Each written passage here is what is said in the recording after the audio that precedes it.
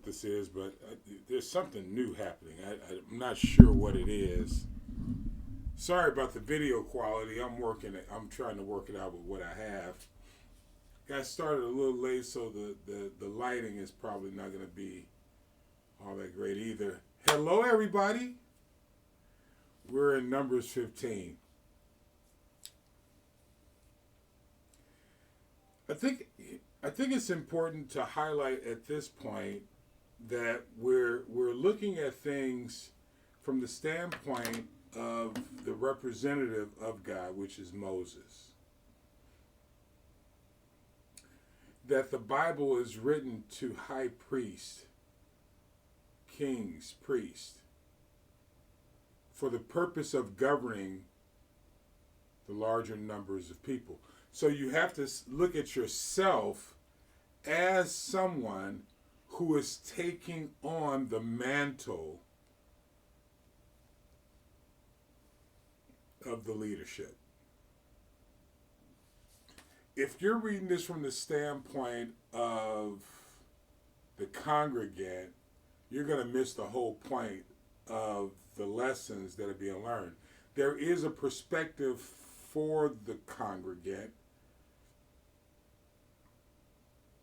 but this is a dialogue between God and the leadership. Perspective is very, very important. When I'm talking to people, I notice that that their perspective is off. I had a young man here, well, not young, he's 50 years old, but I had a brother here yesterday, and we were talking about something, and which is transparency, to be quite frank with you. And when we were talking about perspectives, he was talking from somebody else's perspective as though I needed to consider their perspective on my responsibility for walking according to the Word of God. That which makes zero sense to me, and he kept trying to explain it from someone else's point of view. That's not my job. My job is to walk clearly in the Word of God based upon the perspective that I understand, which is I'm a servant leader. And I have, because I have people who are paying attention to my witness, a responsibility to walk as a servant leader. I see myself as a servant leader, not a congregant. And I've noticed that when I talk to other servant leaders, they want me to have, and I think I might be wrong about this, but they talk to me like I'm a congregant. And I'm not a congregant. I'm a servant leader. They want me to take on the position of a congregant.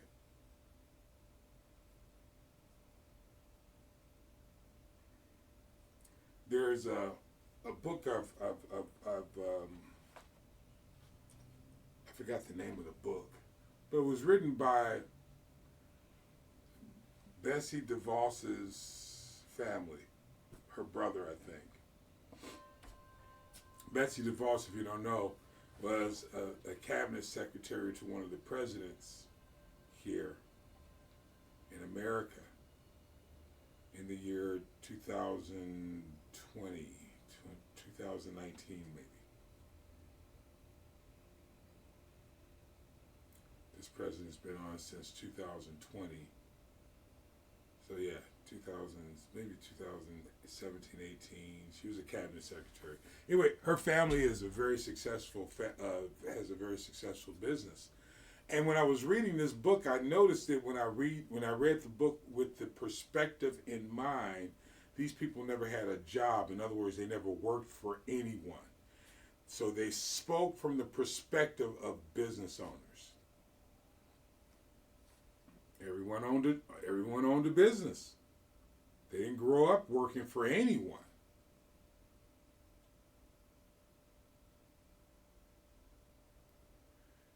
So one of the problems that you really have to figure out, and we all have to figure out, is if we're approaching things from the wrong perspective, we're going to be treated, or we're going to be considered based upon our level of education, our level of knowledge, our level of understanding. You can't expect anything any different. If I approach you from the perspective of trying to win a contract, and you don't offer contracts, but you want to give me a job and make me an employee, then there's a breach in our understanding. Because I'm coming to you as a business owner, or at least as a self-employed person, to work with you in partnership, not as one of your employees. Nothing wrong with you having employees. I'm just not interested in being an employee. There are two different perspectives. Again, nothing wrong with either one of them. I'm just not interested in being an employee.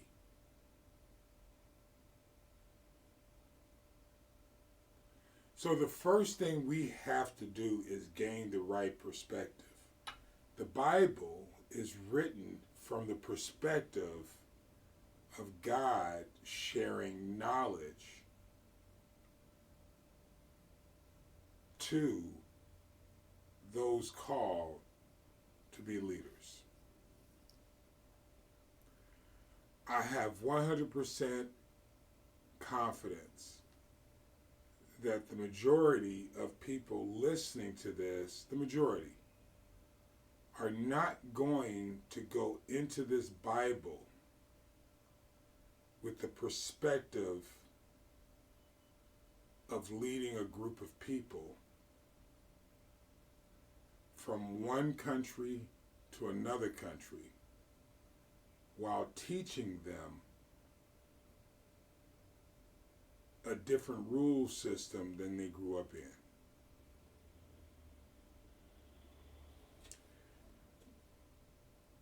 This is not common. So therefore, the message is not for the congregant.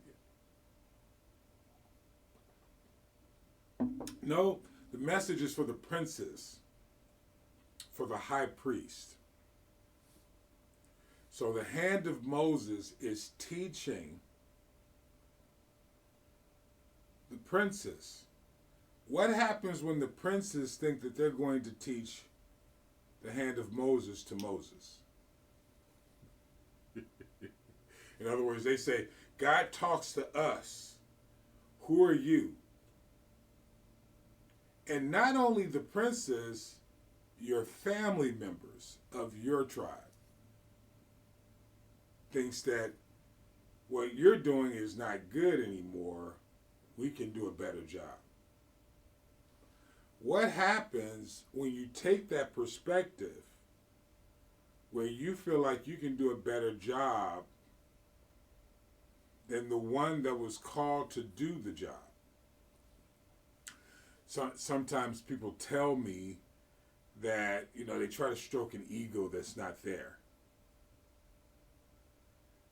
And they'll say, well, you just do this and you just do that. It's not my project. If it's my project, then I'll make the call.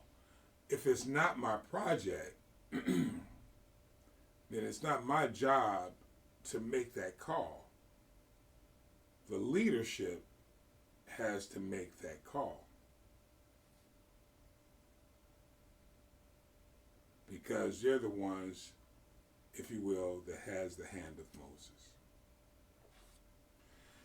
This is a message to my grandchildren, my brothers and sisters in Kenya, and whomever else this helps. God bless you.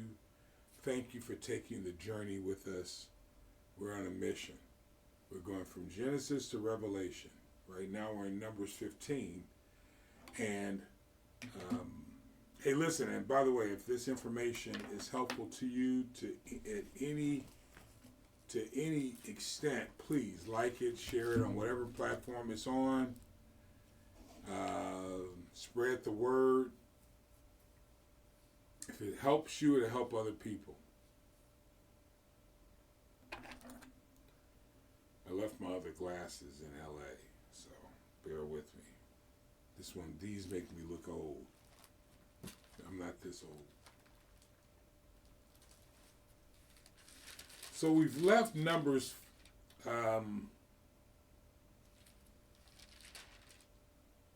we haven't left Numbers 15, but we're going to leave Numbers 15 and go off into Numbers 16. So maybe I should have changed this. And I'm going to do more reading than anything else. I'm not breaking down any words today because I want you to catch the story. So we'll spend the next 10 or 15 minutes reading more content. Let's be nice. This is a different way of studying. There are so many ways of studying, and I think you should pursue them all because it helps build muscle in the different variety of the variety of ways of study. But at the same time, it helps you gain clarity. So there's muscle to studying individual words, and there's muscles in studying passages. The reason why is because it gives you an idea of what the author is thinking about. So studying the words gives you context as it pertains to the meanings, the various meanings of words. Most words, not all, most words have a variety of meanings to them that approaches a particular word or the particular thing that you're studying from different perspectives that need to be examined. If you examine it from one perspective or the other, you might miss the text itself because you have to assure yourself of the perspective of the author and what they were looking to get across. And you do that by looking at the variety of angles through the words that were being used, which is the reason why I like to use the oldest Bible I can get my hands on. And understand the text as this was written in Hebrew, I believe. But I don't know because I didn't write this book that was created in the 1600s. So I want to get my hands on some Ethiopian text, but I don't speak Ethiopian either. But when I go to Ethiopia, I'm going to look into finding some ancient Ethiopian text and see if I can get a reliable translation of one in a language that I speak, or a reliable translation of the language in Ethiopia. Don't lose me on this, because all this is relevant to understanding what I'm about to read to you. Because the princes and Moses' family, the Levitical tribe, the tribe of Levi, has all missed the point. And they're placing blame on him because they don't understand the perspective.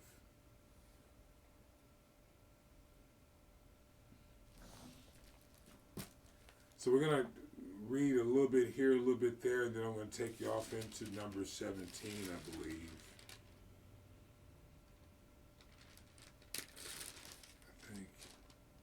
No, we won't go to 17. We'll go into number 16. So we talked about when you come into the land whither I bring you, the promises. So the preparation that God is showing them through the hand of Moses that they need to make, which is the offerings in 15, the performing the vow, the solemn feast. And these are all repetitive from what was spoken about in great detail throughout the book of Leviticus. So we don't want to go over that. In verse 15, he talked about there should be one ordinance for all people, whether they're strangers. We talked about that as well, whether they're strangers or whether they're members of the children of Israel's tribes. So everyone is living under the same law. If you read some constitutions on the African continent, and I was talking to someone about this recently, there are certain laws for the residents, and there are certain laws for strangers. And in some cases, I believe it's the Kingdom of Jordan, there are different courts. But I digress just a tad bit. It's important that you understand God's way of doing things, and his way of doing things is that there be one law, one ordinance for everyone. That's verse 15, verse 16. And then the Lord said to Moses, and this is Numbers 15, 16. And then 18 he says, and every time he says, speak unto the children of Israel, saying unto them, when he says that, there's something else. There's a different proclamation happening. And then he says, then it shall be that when you eat of the bread of the land, you shall offer up a heave offering. We've talked about that. Creating the cake from the threshing floor, smashing the wheat, creating the cake, adding, I believe it was oil, baking it, bringing it to the priest, heave offering, lifting it above the head. So this is a priestly offering. This is an offering that was made to the priest. And if that has not been done, if you have not been accountable to the priest for the success of your business, in this case, it's a threshing floor, which means that you are planting wheat. Not everyone plants wheat, so sometimes they would have to go to the one that plants wheat, and they would have to buy wheat from this person, because at this time there was a barter and trade type relationship, and the whole goal of the different tribes working together is that there's collaboration.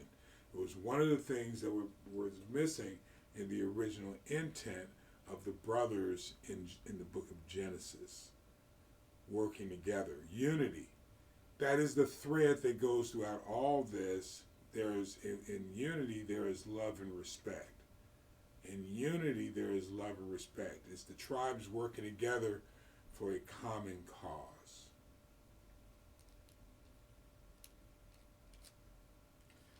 We're not going to talk about, in Numbers 34, about the one that breaks the Sabbath by working on the Sabbath, the Saturday, if you will, and bringing sticks into the camp. We'll talk about that at another day. We talked about the fringes in in 15, the fringes on the children of Israel's garment, where they were wearing blue ribbon, which is a point of accountability as well to God, but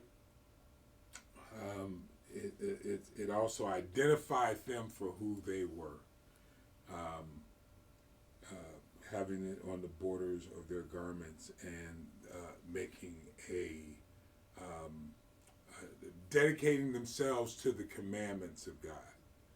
In other words, they were saying, it's like me wearing my family ring, which has this logo on it right here. It's a dedication to my family constitution. If you find someone wearing not the shirt but the ring or a necklace, it's because they've made a decision to live based upon these family tenets. So we come to chapter 16, and I want to talk to you about this one because we'll try to do this in 5 minutes or so, about 5 minutes. And so this is the rebellion that we're talking about between the children of the princes of the children of Israel and also the Levitical tribe. Now Korah, in verse 1, chapter 16, now Korah, the son of Izhar, the son of Kohath, the son of Levi, and Dathan and Abiram, the sons of Eliab, on and On, the son of Peleth, the sons of Reuben. So Reuben was one of the older brothers. The tribe was one of the older brothers. They rose up before Moses with certain of the children of Israel, 250 princes. It's like, oh, okay. So they're coming in a unified form to rebel. I mean, they got the idea right. You know, if you're going to come to Moses, come strong, but not to rebel. Not to rebel. This is not going to end up good for you. And they were famous in their congregation. Remember, today's verbiage is that they're influencers, right, in their congregations with their group of people. And they gathered themselves together against Moses and against Aaron and said unto them, too much upon you, seeing all the congregation, holy every one of them, and the Lord among them. Wherefore, then lift ye up yourselves above the congregation of the Lord. In other words, you think you're greater than all of the congregation?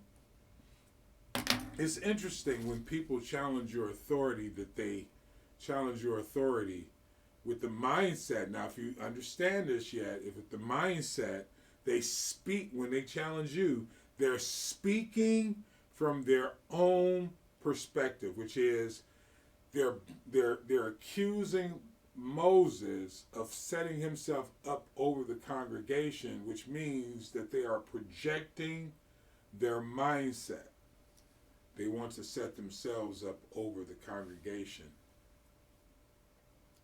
which is fascinating because Moses is teaching them how to lead their congregations. What's the problem? They're going to talk about what the problem is right now. And when Moses heard, he fell on his face, and he spoke unto Korah and upon all his company, saying, even tomorrow the Lord will show you.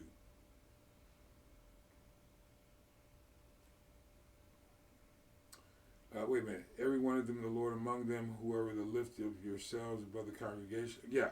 And when Moses heard, he fell upon his face, and he spake unto Korah and upon all his company, all these, because he was leading the pack, the children of Israel, saying, even tomorrow the Lord will show who his and holy, and will cause to come near unto him, even whom he hath chosen will he cause to come near unto him. This do, take your censers, Korah, and all his company, and put fire therein, and put incense there in them before the Lord tomorrow. And it shall be, the man whom the Lord does choose, holy. Too much upon you, sons of Levi. I remember some years ago, standing in front of a big board, because I've been doing organizational leadership again for 20 plus years. And I used to do it for free. And this particular time, it was one of the first times I'd actually started getting paid for it as the executive pastor. And so I set up departments, and some of you have heard these stories before. At this particular church, and I used to get people that would complain. And again, this was a paid position for me, but I was wondering why some of these people were very successful in their own industries, in their own tribes, in their own families.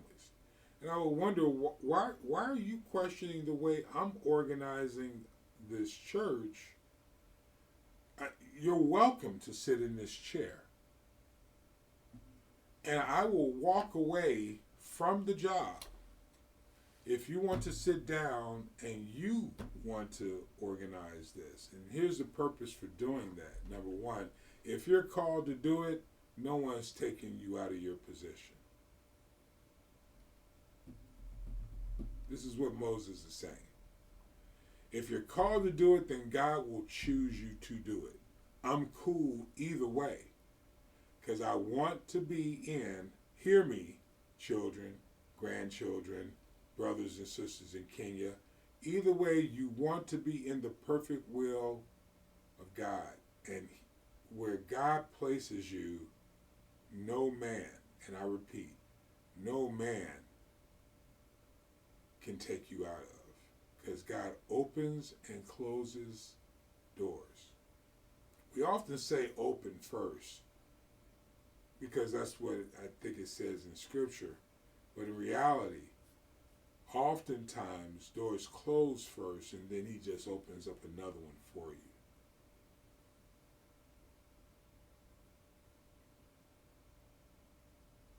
So Moses isn't feeling threatened, and I think you can tell by his response. All right, so what we're going to do is you're going to get your sensors. You know, it'd be a nice refresher for you. I'm not being sarcastic. This is the way it works. It's going to be a nice refresher. This is how confident people handle things. All right, get your sensors. Let's go over to the tabernacle of the congregation tomorrow. Fill yours with fire. And God will choose. He's talking to the Levitical tribe who is leading a charge against him with the children of Israel, about 250 princes. Because they're upset. Let me give you the mindset. They're upset they didn't go into the land of promise, and they're blaming Moses for that. I know if you've been following me, you understand that they made their own choices by speaking against the blessing. And then God led them back to the Red Sea. I know, but that's the point. Now they think they can do it themselves. And they can do it without Moses. Running out of time. Got to do this part 2. So in 16:7, and we will do this in part 2, he put fire therein and put incense in them before the Lord tomorrow, and it shall be, the man whom the Lord does choose, holy. Too much upon you, ye sons of Levi. And Moses said to Korah, Hear, I pray you, ye sons of Levi, a small thing unto you that the God of Israel hath separated you from the congregation of Israel to bring you near to himself, to do the service of the tabernacle of the Lord, and to stand before the congregation to minister to them. In other words, is that not good enough for you?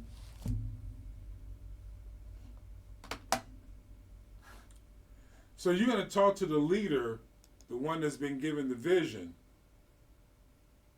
and tell them how to handle this. All right, let's see how that works out.